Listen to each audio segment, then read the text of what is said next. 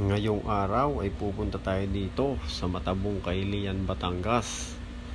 At ating sasaksihan kung talagang maraming ang tao ang nagpupunta dito tuwing summer. Kaya tara, sama-sama tayong saksihan ang Matabong, Kailian, Batangas. Yan na po ang signboard ng Matabong, Kailian, Batangas. Ibig sabihin malapit na po tayo. Kaya tara, pasukin na natin kung talaga nga bang maraming tao dito tuwing summer.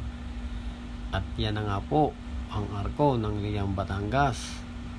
Tara, sama-sama po tayong saksihan kung talagang maganda at madaming tao dito sa Matabong, Kailian, Batangas. Shout out nga pala kay Manong na siyang nag-aayos ng mga sasakyan upang hindi magkabuhol-buhol at maiwasan ang trapiko dito. At ito na nga po ang pinakasentro ng Matabong, Kailian, Batangas.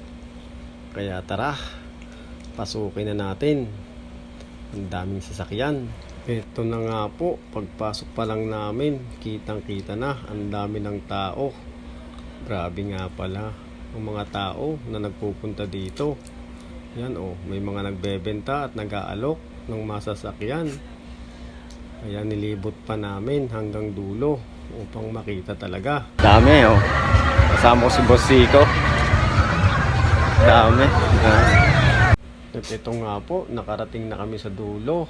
Nakita na namin ang dami ng tao. Yung iba siguro nung isang araw pa dito at ang iba naman overnight na. White sand kasi dito kaya masarap din magpunta. Tapos ang dagat medyo kalma at malinaw pa. Pauwi na kami. Back to Kalakana. Tapos nang kami ay uuwi na, dito kami dumaan sa may talbukan ng dagat upang makita yung mga balsa. Kasi ito yung pinagmamalaki ng Matabong, Kailian, Batangas. Kaya siguro maraming nagpupunta dito gawa ng mga balsa na nasa tubig. Ayan ang dami. May mga nagtitinda rin pala dito ng iba't ibang laruan. Salbabida na pambata. Ayan yung iba nagluluto sa mga balsa. Doon sila kumakain. Kaya talagang nag-e-enjoy ang mga pumupunta dito. At ang maganda pa dito, malinis ang kanilang baybaying dagat. Walang basurang makikita.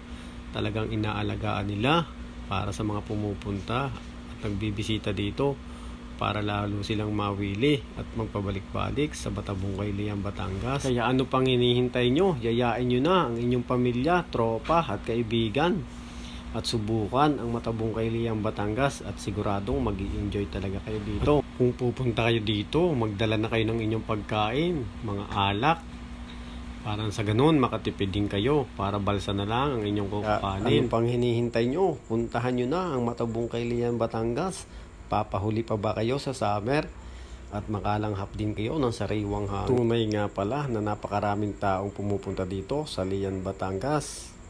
Kaya sa muling paglalakbay namin dyan, maraming salamat Matabong, Kailian, Batangas. Mabuhay!